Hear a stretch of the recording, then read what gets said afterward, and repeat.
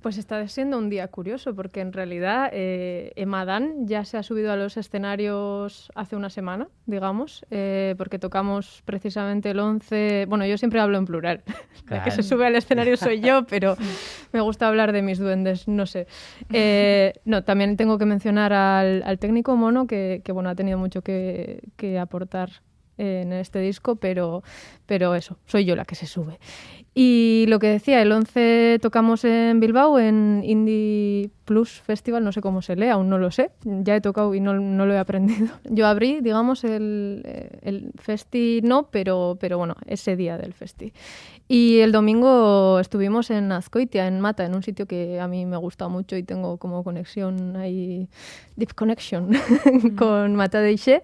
Así que ya empezó su andadura, pero bueno, hoy ya ha sido como lanzarlo al mundo, pues sobre todo a plataformas digitales y demás, y en eso estamos.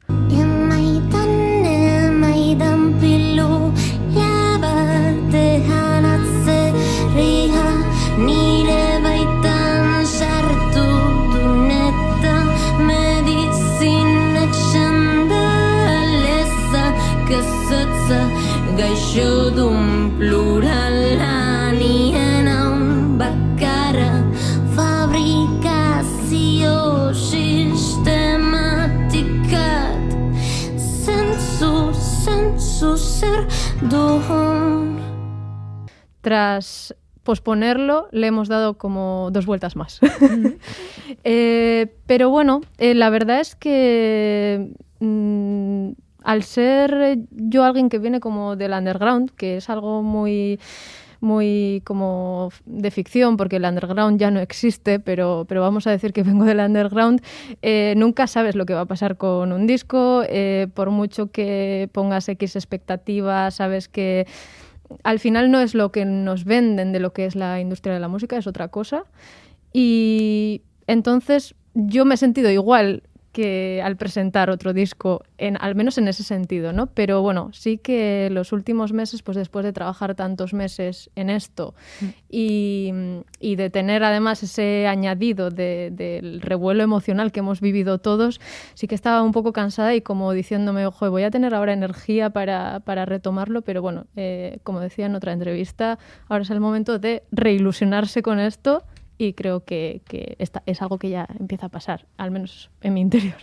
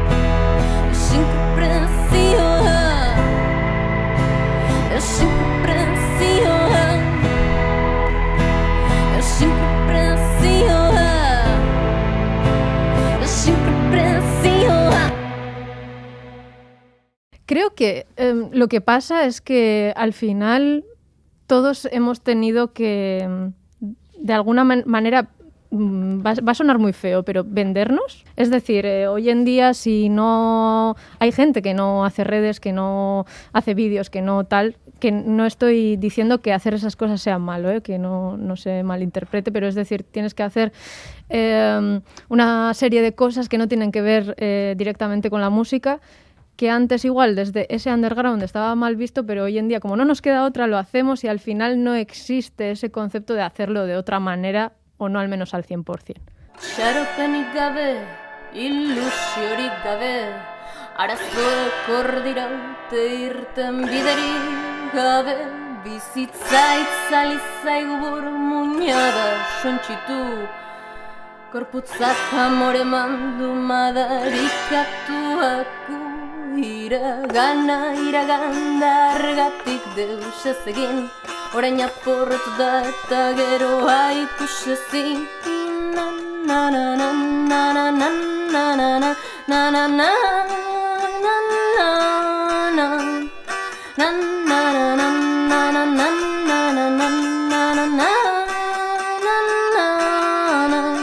gezurra da agintari zirrararen zaindari, egiak askortzen gaitu frustrazio puta hori, nahiago dukil koldar baten gixan, kolartuta bizitzea baino.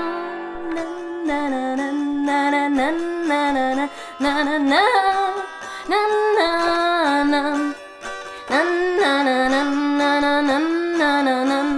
na na na.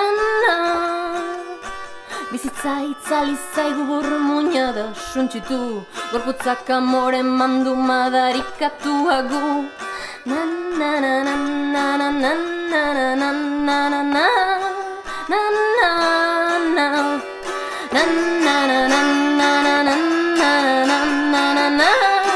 na na izua altura eginda hiltzeko beldurra, jada hilikaiz, jada hilikaiz, jada hilikaiz, jada hilikaiz, jada hilik zarete, jada hilikaiz,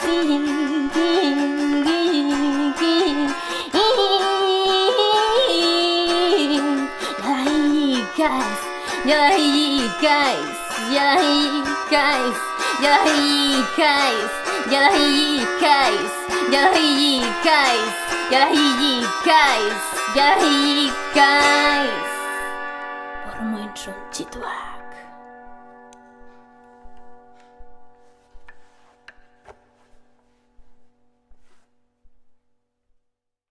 Como te he respondido antes, hoy te voy a responder una cosa y otro día diré otra cosa.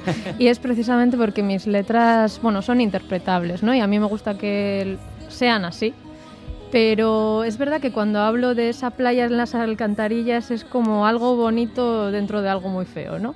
Ajá. Y es una manera de hablar de a pesar de, pues no sé, de perderlo todo o de ya no tener ninguna opción, de que al final, pues no sé, la vida sigue de alguna manera. Y entonces hablo un poco en esa canción, yo creo, de algo un poco macabro. Es como si estuviese cantando a una, digo algo así como una maraña de muertos. Y la intención en ese sentido es que cuando te despojan de todo y cuando ya no tienes nada que perder, es entonces precisamente cuando más opciones tienes de digamos, al menos tomártelo con humor. Zein zurbilak diran xabaiak, dotore jantzita xuxurlaka profeta. Esan ez zutela nire izena akordatzen, esan ez esan gabe gainetik begiratzen, eten nahi dut aien zainetako atretzo gorria, harrotasun basatia denok baikara, lekuko isil basamortua zaborrez bete du guainarin. Ikatzko zean honetan, ikatzko zean honetan, ikatzko zean honetan. Banoa zegan oinak lurran nahiako ditut, adjektibo bakar batan azin ezkabitu, hizkuntzak mugatzen hau ideiak usteldu gaur, goizan jekin aizenetik atzoko akordirau, ezin dut eretxi, eneitzala ebaki, munduak daramanaren antzera du etxi, onartu duen nesiak ez duela sendatzen, ez dela gaitzere alik paper bat ez osatzen, manoa zegan oinak lurran nahiago ditut, adjektibo bakar batan azin ezkabitu, hizkuntzak mugatzen hau ideiak usteldu gaur goizen jekin aizenetik atzokoak ordirau ezin dut eretxi eneitzala ebaki munduak daramanaren antzera du etxi onartu duen nesiak ez duela sendatzen ez dela gaitzere alik ikatzizko zean honetan ikatzizko zean honetan ikatzizko zean honetan. Bueno, creo que no ha sido algo pensado, o sea, simplemente es algo que está dentro de mí y sale así. Pero es verdad que más que... Bueno, además de mencionar eso de los dos caminos, lo que me parece importante también es remarcar que salirse del camino no es gratuito, ¿no? Es decir, sí, suena muy bonito, muy utópico, pero bueno, pues tienes que pagar el precio de no seguir el camino marcado precisamente.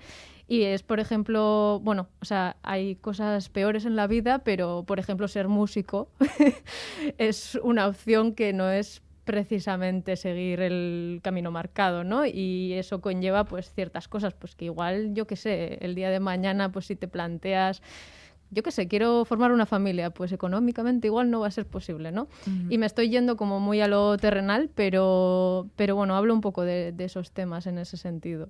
Musikalki edo bizitza aldatu zidan uneetako bat edo une xelebretako bat izan zen, oraindik, ez dakit 15 urtekin edo punk taldeetan eta horrelakoetan nenbilela, gazte Zulo aldizkarian atera zen olako lehiaketa errexoietako bat, eta saria zen gitarra akustiko bat irabaztea, ez zen gitarra hau, baina kontua da zela asmatzean horrena zen hor jarrita zegoen letra, eta zen inoren niren letra bat, eta erabaki nuen bidaltzea, aizue, inoren eroni da, eta gitarra urdin batekin itzuli nintzen etxera, eta orduan hasi zen nire ibilbide akustikoa edo.